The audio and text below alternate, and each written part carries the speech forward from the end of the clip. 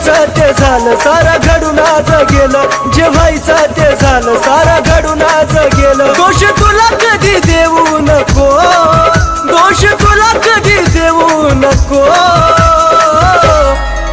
माझा जीव जरी गेला तरी मला भेटाया येऊ नको. माझा जीव जरी गेला तरी मला भेटाया येऊ नको.